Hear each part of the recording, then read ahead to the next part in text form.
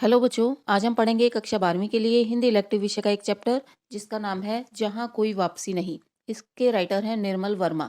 थोड़ा सा मुश्किल चैप्टर है लेकिन आसान भाषा में इसको समझने की कोशिश करेंगे। पहले जानते हैं इस पाठ के मुख्य बिंदु, फिर हम पाठ की ओर आगे बढ़ेंगे। पाठ एक यात्रा वृतांत है। यात्रा वृतांत उसको कहते हैं जब कोई लेखक किसी स्थान की यात्रा करता है और वहाँ के अपने अनुभवों को एक लेख का रूप दे देता है। यानी लेखक है, किसी जगह पर घूमने गया है, किसी उद्देश्य से गया है और उसने वहाँ जाकर के क्या देखा, कैसी उसकी यात्रा रही, कैसे उसके अनुभव रहे, क्या उसको परेशानियाँ आई, अच्छा लगा, बुरा लगा, जो सारी चीज़ें हैं, वो अपने लेख में पाठकों के साथ साझा कर देता है अपने अनुभवों को। उसको हम यात्रा वृत्तांत कहते हैं। ये यात्रा वृत्तांत बेसिकली एक पुस्तक का पार्ट है। उस पुस्तक का नाम है धुंध से उठती धुन। ये एक पुस्तक का नाम है। ये यात्रा वृत्तांतों का संग्रह है जो कि निर्मल वर्मा ने लिखा है और उसमें से ये आपका चैप्टर लिया गया है। इसमें किस किस समस्या के ऊपर लेखक ने फोकस किया है? विकास के नाम पर पर्यावरण को नष्ट किया जा रहा है, ये मुख्य समस्या उठाई है। दूसरी समस्या है विस्थापन की समस्या। विस्थापन यानी एक स्थान से उखाड़ करके दूसरे स्थान पर फेंक देना किसी को, तो ये विस्थापन की समस्या है।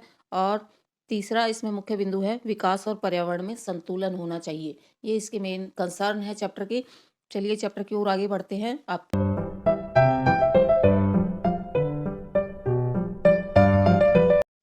चैप्टर जब शुरू होता है तो हमें बताया जाता है कि 1983 में 1983 में लेखक ने सिंगरौली की यात्रा की। सिंगरौली जो है मध्य प्रदेश का एक जिला है। लेखक ने यात्रा कैसे की? लोकायन नाम की एक संस्था के माध्यम से कुछ लोग दिल्ली से सिंगरौली गए।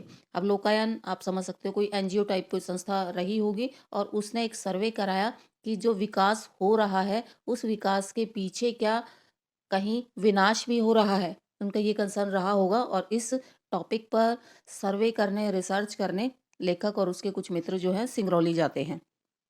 आगे लेखक बताता है कि सिंगरौली के एक क्षेत्र में गए। उस पूरे एरिया का नाम था नवा गांव। उस एरिया में 18 गांव थे। तो उस एरिया की विजिट करी लेखक ने। तो लेखक बताता है कि उन गांवों में एक गांव का नाम था अमझर। इसकी कहानी बताता है लेखक कि अमझर नामक गांव में आम के बहुत ज़्यादा पेड़ थे। इतने ज़्यादा पेड़ कि आम जो है लगातार झड़ते रहते थे। आम की पैदावार बहुत ज़्यादा थी, इसलिए इस गांव का नाम ही अमझर पड़ गया। इसके बाद बताया गया है कि कुछ समय बाद सिंगरौली में अमझर के आसपास जो है एक प्रोजेक्ट आ गया, प्रोजेक्ट अमरोली। और उस प्रोजेक्ट का इम्पैक्ट ये पड़ा कि वो एरिया जो है सूना होने लगा। वहाँ के पेड़ जो है सूखने लगे। प्रतीकात्मक रूप में लेखक ने कहा, ऐसा लगता है कि मानो पेड़ों ने आंदोलन कर दिया है आदमियों को बचाने के लिए।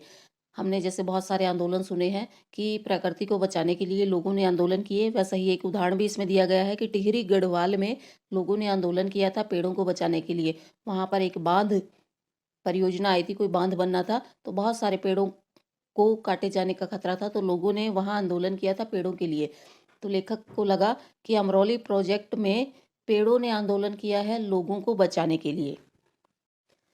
थोड़ा सा आगे बढ़ते हैं। लेखक ने बताया कि उसने अमरोली गांव को करीब से देखा। अमरोली गांव में पहुंचने के बाद उसने वहां के प्राकृतिक वातावरण को देखा। साफ सुथरे मिट्टी के छोटे छोटे कच्चे मकान थे और आसपास पेड़ों के झुरमुट थे, साफ पानी था, स्वच्छ वातावरण था। तो लेखक को बड़ा अच्छा महसूस हुआ कि यहाँ कितना साफ और स्वच्छ वातावरण है। लेकिन जब ये लोग, अमझर में रहने वाले लोग, जब कोई प्रोजेक्ट यहाँ पर आएगा और इनको यहाँ से विस्थापित कर दिया जाएगा, यानी इनको कुछ पैसे दे दिए जाएंगे और उनको बोला जाएगा कि यहाँ ये परियोजना बन रही है, तुम इन पैसों को लेकर के और कहीं और दूसरी जगह जा करके बस जाओ। तो ये लोग जब यहाँ से उजड़ जाएंगे, इनके खेत वेत यहाँ नहीं रहेंगे, इनका काम धंधा इनके पास यहाँ वाला नहीं रहेगा, तो ये क्या करेंगे? ये जा करके शहरों में बस जाएंगे। शहरों में मेहनत मजदूरी करके ये अपना पेट भरने को मजबूर होंगे। लेखक याद करता है कि कैसे गांव से आए हुए लोग जो कि शहरों में मजदूर बन जाते हैं, उनकी ज़िंदगी कितनी भयानक होती है। कैसे वो शहरों की गंदी बस्तियों में, स्लम एरियाज़ में, बिल्कुल छोटे छोटे मकानों में, बदबूदार वातावरण में रहते हैं, इतनी भयानक ज़िंदगी जीते हैं। लेकिन गांव में उनके पास कितना साफ, खुला और स्वच्छ वातावरण होता था। ये सब क्यों होता है? क्योंकि उनके रहने की जो जगह है, उनका मूल निवास जो है उनसे छीन लिया जाता है विकास के नाम पर। तो ये लोग जो हैं अपनी जगह से विस्थापित कर दिए जाते हैं और ऐसा नरक झेलने को मजबूर होते हैं। लेखक जब अमरौली जाता है तो बस में से रास्ते में उसे जैसे बाहर निगाह मारता है तो उसको चारों तरफ पानी पानी दिखाई देता है। तो वो कल्पना करता है, उसे लगता है कि मानो यहाँ बाढ़ आई है और बाढ़ में सब कुछ डूब गया है। लेकिन एक्चुअल में वहाँ बाढ़ नहीं आई होती, वो धान के खेत होते हैं। क्योंकि थोड़ा-सा आगे जब वो चलता है, तो उसे एक खेत में काम करती हुई कुछ औरतें दिखाई देती हैं। उन्होंने अपनी साड़ी जो है घुटनों तक ऊँची की हुई थी और वो धान के खेत में उस पानी में घुस कर के वो धान की पौध की रोपाई कर रही थी। तो लेखक उनका वर्णन करता है कि सर पर उन्होंने जो है बाँस की चटाई वाली टोपी पहनी हुई थी और साड़ी पहनी हुई थी और घुटनों तक उन्होंने अपनी साड़ी को ऊपर किया हुआ था, तो उनकी काली टाँगें दिख रही थी। इस तरीके का उन्होंने बताया कि जैसे फ़िल्मों में अक्सर हम दृश्य देखते हैं, वैसा दृश्य दिखाई देता है। खेत में प्राकृतिक वातावरण में काम करती हुई ये औरतें जो हैं, बड़ी सुंदर और सजीव दिखाई दे रही थी। ये दृश्य लेखक को अच्छा लग रहा था। लेकिन जैसे ही उसने कल्पना की कि यहाँ से उजाड़ करके इन लोगों को यदि शहर में जाने के लिए मजबूर कर दिया जाएगा, यही औरतें जब शहर में जाकर के मजदूरी करेंगी, सड़कों पर पत्थर तोड़ेंगी, तो कितनी भद्दी, लाचार और बेबस दिखाई देंगी। उसके बाद लेखक ये कल्पना भी करता है कि क्या इनके बच्चे कभी अपने पुरखों के गांव से परिचित हो पाएंगे? क्या कभी इनके बच्चों को पता चल पाएगा कि अमझर जो है कैसा होता था, क्या उसका परिवेश था, कैसा वो गांव दिखता था, कैसी उसकी संपदा थी, कैसा उसका प्राकृतिक वातावरण था? यानी इनके बच्चे जो है अपने परिवेश से बिल्कुल ही कट जाएंगे। आगे बढ़ते हैं कि अपने गांव से विस्थापित लोग आधुनिक भारत के नए शरणार्थी हैं। इन लोगों को लेखक ने आधुनिक भारत के नए शरणार्थी कहा है।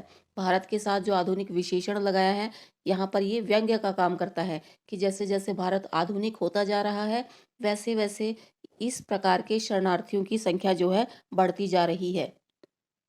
भारत में औद्योगिकीकरण जैसे जैसे बढ़ता जा रहा है, वैसे वैसे इन लोगों की संख्या भी बढ़ती जा रही है। इसमें होता क्या है, यानी विकास के लिए हमें क्या करना होता है? नए-नए उद्योग लगाएँगे, नए-नए आविष्कार करेंगे, नई-नई चीज़ें बनाएँगे, फैक्ट्रियाँ लगेंगी, लोगों को रोज़गार मिलेगा। ये सारी चीज़ें विकास के लिए ज़रूरी मानी जाती हैं। ज़रूरी इसलिए क्योंकि यदि चीज़ों का प्रोडक्शन नहीं होगा, चीज़ें नहीं बनाई जाएँगी, तो ये जो बढ़ती हुई जनसंख्या है, इसकी ज़रूरतें पूरी कैसे होंगी? तो ये एक पहलू है कि हमें इन चीज़ों की आवश्यकता है, उद्योग लगाने की भी आवश्यकता है, लेकिन उद्योग लगेंगे कहाँ पर? जब उद्योग लगने की बारी आती है, तो खाली ज़मीन चाहिए, बड़ी ज़मीन चाहिए, बड़े-बड़े कारखाने कहाँ लगेंगे? बस्तियों को उजाड़ कर लगाने की बजाय सरकार सोचती है कि प्रकृति को उजाड़ कर लगा दिया जाए, पेड़ों को काट करके लगा दिया जाए।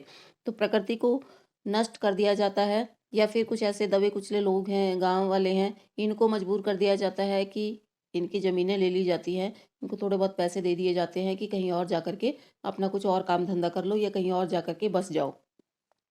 तो ये लोग क्या करते हैं, कहीं और जाकर के रहने के लिए मजबूर हो जाते हैं। इनको पूरी उम्र जो है शरणार्थी की तरीके से ही रहना पड़ता है। अपने गाँव में रहना एक अलग बात है, कहीं दूसरी जगह जाकर के रहेंगे तो ये हमेशा बाहर से आए हुए लोगों की तरह से ही ट्रीट किए जाएँगे। इनके साथ समानता का व्यवहार नहीं होगा। फिर आगे लेखक ने बताया, यदि कोई विस्थापन है, यानी एक जगह से अपनी जगह को छोड़ करके दूसरी जगह जाकर के बसना हो, ऐसे वाला विस्थापन जो है प्राकृतिक आपदा के कारण है। यानी कहीं बाढ़ आ गई, कहीं सूखा पड़ गया, कहीं कोई और मुसीबत आ गई, उस वजह से क्या करते हैं लोग, कई बार अपना घर वर छोड़ करके चले जाते हैं, कहीं दूसरी जगह जाकर के बस जाते हैं। लेकिन जैसे ही कंडीशंस नॉर्मल होती हैं, परिस्थितियाँ सामान्य होती हैं, लोग वापस आ जाते हैं अपने गाँव में।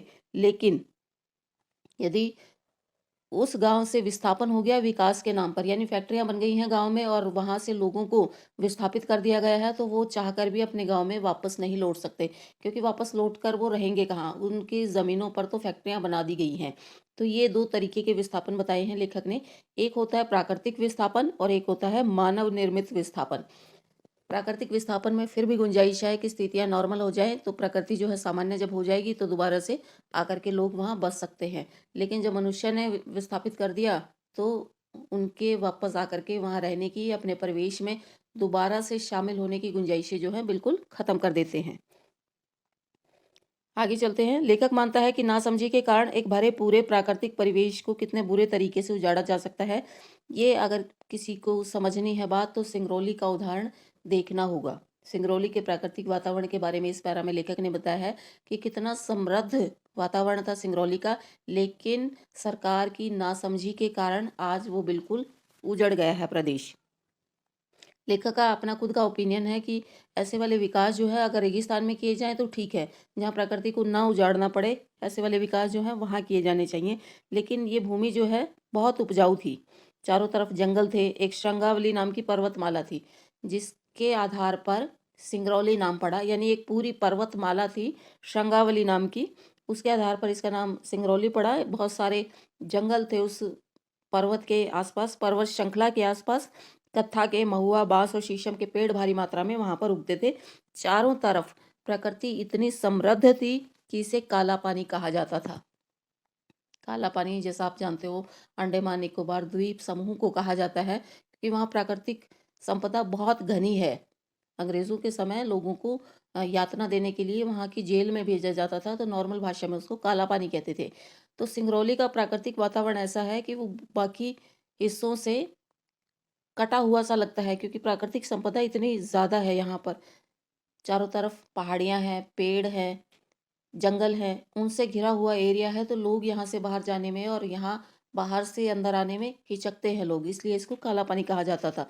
और अब उसको उजाड़ करके जो है विकसित बना दिया गया है। आगे लेखक बताता है कि बहुत धनी प्राकृतिक संपदा थी यहाँ पर, लेकिन जो है यहाँ सरकार की नज़र पड़ गई और उद्योगपतियों की नज़र पड़ गई। यहाँ की संपत्ति ही इसके लिए अभिशाप बन गई।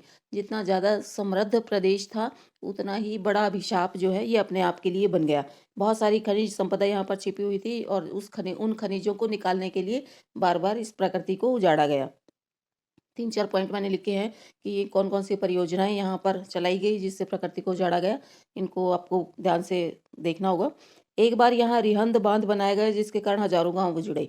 इसी एरिया में एक बाँध बनाया गया, पहले उसके कारण हज़ारों गाँव उजाड़े गए। उसके बाद इसमें 2-3 और प्रोजेक्ट हैं, जैसे सेंट्रल कोल फील्ड, कोई कोयले की खदान बनाई होगी, कोयला निकालने वाला कुछ किया होगा तामझाम।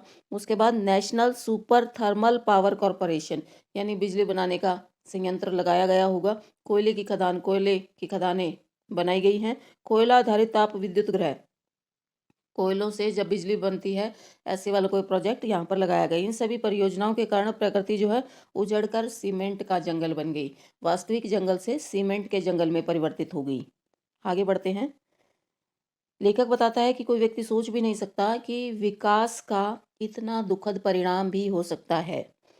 विकास का इतना दुखद परिणाम भी हो सकता है, यानी विकास के उजाले के पीछे इतना भयानक अंधेरा भी हो सकता है। ये बात लेखक ने किस वे में कही? सिंगरौली को देखने के बाद कही कि सिंगरौली में इतनी प्राकृतिक संपदा थी जो कि विकास के नाम पर नष्ट कर दी गई, और वहाँ के लोग जो इतना साफ, स्वच्छ और अच्छा जीवन जीते थे, उनको विस्थापित करके शहरों में, गंदे से घरों में, गंदी बस्तियों में मजदूरों जैसा जीवन जीने के लिए मजबूर कर दिया गया। इसका कारण बताता है लेखक कि क्या उन्हें लगा, इसके पीछे कारण क्या हो सकता है। स्वतंत्रता के बाद देश के विकास के नाम पर भारत ने यूरोप की नकल की। उसने हमारी प्रकृति को बिल्कुल ही उजाड़ दिया। स्वतंत्रता मिली और भारत को बड़ी जल्दी थी अपना विकास करने की। इतने इतने सालों से कि हम गुलामी सहते आए हैं, अब हम आज़ाद हुए हैं, अब हमें आज़ादी मिली है, तो जल्दी जल्दी से हमें विकास करना है। अब उस विकास के लिए कुछ सोचा समझा नहीं गया, केवल जो है पश्चिमी देशों के मॉडल थे उनको आंख बंद करके फॉलो कर लिया गया कि जैसा वो कर रहे हैं वैसा ही हम भी करें। जितना विकास उन्होंने कर लिया है वैसा ही हम कर लेंगे और हम उन्हीं के जैसे बन जाएंगे, वहीं तक पहुंच जाएंगे। उस नकल के चक्कर में भारत ने अपनी प्रकृति को बिल्कुल ही उजाड़ दिया। इतना तो भारत को अंग्रेजों ने भी नहीं उजाड़ा। लेखक अंग्रेजों ने इतना प्रभावित क्यों नहीं किया, इस बात के पीछे लेखक अपना तर्क देता है कि अंग्रेजों ने हालांकि भारतीय लोगों को अपने तरीकों से प्रताड़ित किया, बहुत उन पर जुल्म ढाए और बहुत उनका शोषण किया, लेकिन वो कभी भी भारतीय लोगों को उनकी संस्कृति से दूर नहीं कर पाई। यानी लोग जो हैं अपनी संस्कृति से जुड़े रहे। अंग्रेजों ने शोषण चाहे कितना भी किया, लेकिन लोग अपनी संस्कृति से जुड़े रहे। भारत ने खुद उनके लोगों को उनकी संस्कृति, विरासत और प्रकृति से दूर कर दिया। लेकिन जैसे ही भारत आज़ाद हुआ, भारत ने भारत के ही लोगों को उनकी संस्कृति से, उनकी विरासत से, उनकी प्रकृति से दूर कर दिया। कैसे दूर कर दिया? क्योंकि लोगों को नदी, नालों, पहाड़, जंगल और प्रकृति से दूर कर दिया। विकास के नाम पर इन चीज़ों से भारत की जनता जो है अलग होती गई। लेखक का मानना है कि विकास होना चाहिए, क्योंकि विकास जो है ज़रूरी है। देश अगर आगे बढ़ेगा, क्योंकि जनसंख्या इतनी बढ़ रही है, उसकी ज़रूरतों को पूरा करने के लिए विकास ज़रूरी है। उद्योग लगाने ज़रूरी हैं, फैक्ट्रियाँ लगानी ज़रूरी हैं, चीज़ें बनानी, मैन्युफैक्चरिंग करनी ज़रूरी हैं। विकास होता रहना चाहिए, लेकिन हमें ये भी देखना चाहिए कि विकास के लिए हम क्या कीमत चुका रहे हैं। हमें इस पर भी ध्यान देना है। औद्योगिकरण का मार्ग चुनते समय यदि हम अपने देश की स्थिति को देख लेते, यानी जैसे ही भारत स्वतंत्र हुआ और हम कारखाने लगाने की होड़ में लग गए, उससे पहले अगर थोड़ा सा सोचा होता, थोड़ा सा रिसर्च किया होता, हमने अपने देश की परिस्थितियों को देखा होता, समझा होता और उसके बाद कुछ निर्णय लिए होते, केवल पश्चिमी देशों की नकल नहीं की होती, तो भी हम विकास कर सकते थे। हमारी और उनकी ज़रूरतें एक जैसी नहीं हो सकती। यूरोप और भारत जो है अलग अलग हैं, तो दोनों के विकास के तरीके भी अलग अलग होने चाहिए थे, लेकिन हमने बिना सोचे समझे उनकी नकल की। आगे लेखक बताता है कि प्रकृति, मनुष्य और संस्कृति में संतुलन बने रहना चाहिए। यदि हम बिना कुछ सोचे समझे प्रकृति को इसी तरीके से उजाड़ते रहेंगे, तो हम एक तरीके से अपने लिए ही खतरा पैदा कर रहे हैं। इस लास्ट वाले पैरा में पूरे लेख का कंक्लूजन है कि कैसे भारत ने दूसरे देशों की नकल की और अपनी प्रकृति को उजाड़ लिया। उनकी परिस्थितियाँ कुछ और थी, हमारी कुछ और थी। तो ये बहुत सारा, एक बड़ा सारा डिस्कशन है। थोड़ा सा मुश्किल लग सकता है आपको। जैसे हम प्रश्न उत्तर करेंगे, एक एक कॉन्सेप्ट छोटे छोटे टुकड़ों में तोड़ करके उसको हम क्लियर करते जाएंगे। बाकी लास्ट में यही कंक्लूजन है कि हमें अपने देश की परिस्थितियों को देखना था और उसके अनुसार हमें विकास के लिए अपने नियम बनाने चाहिए थे। औद्योगिक विकास करने के चक्कर में यदि हम अपनी संस्कृति को उजाड़ रहे हैं, तो ये एक बहुत बड़ी कीमत है और इसके बारे में कभी भी ना उद्योगपतियों ने सोचा और ना सरकार ने सोचा। उन्होंने केवल अपनी जेबें भरने की सोची, उन्होंने केवल पैसा कमाने की सोची। जो लोग विस्थापित हो रहे हैं, उनका दर्द किसी ने जानने की कोशिश नहीं की, उनकी समस्याएं किसी ने जानने की कोशिश नहीं की कि कैसे एक बहुत सुंदर प्राकृतिक वातावरण से उजाड़ करके ऐसे लोगों को उठा करके कहीं भी फेंक दिया जाता है और ये लोग सारी उम्र अपना जीवन शरणार्थियों की तरह गुजारने पर मजबूर हो जाते हैं। इनके बच्चे अपनी सांस्कृतिक विरासत को कभी भी नहीं जान पाते। अब जिस चीज़ को इन्होंने देखा नहीं है, जिन गाँवों को इन्होंने देखा नहीं होगा बच्चों ने, तो वो बच्चे कैसे उस परिवेश से जुड़ेंगे। ये प्रकृति, विकास, औद्योगिकरण और इसके कारण विनाश, विस्थापन, यही सारी चीज़ें जो हैं इस पाठ में बार बार डिस्कस की गई हैं। पाठ थोड़ा सा मुश्किल लग सकता है आपको, फिर भी मैंने इसको सरल भाषा में आपको समझाने की कोशिश की। आई होप आपको ये अच्छे से समझ आया होगा। कुछ कॉन्सेप्ट अगर रह गए हैं तो प्रश्न उत्तरों में इनको हम सॉल्व करने की कोशिश करेंगे। मिलते हैं नेक्स्ट वीडियो में।